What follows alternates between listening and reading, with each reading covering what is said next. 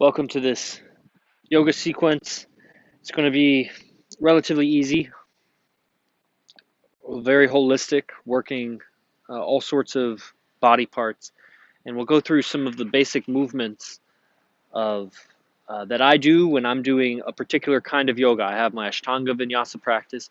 I have other kind of free form practices that are based on Sadhana Yoga Chi, which is what Doug Swenson teaches.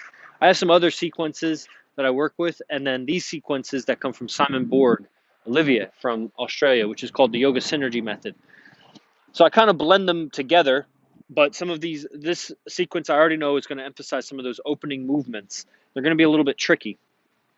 And so just try to move along with us, and I'll give you the easier variations, and I'll break it down in a way that's going to be much slower than in future videos. I'll go faster through these opening sequences. The whole class, I don't know the duration. I'm aiming for about 30 to 40 minutes, so we'll see how it goes. Just remember, in sequences, once you memorize it for yourself or you start practicing on your own, there should be a sense of ritual when you start.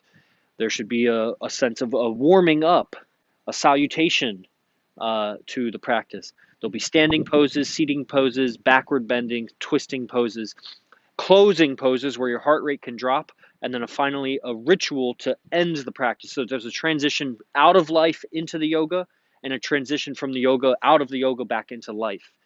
And if you don't do that, then it's easy to be agitated after yoga. You really want to calm down and be completely blend back into your environment before you get up and start talking and walking and doing things. Okay, so let's get started. Come to the front of your mat.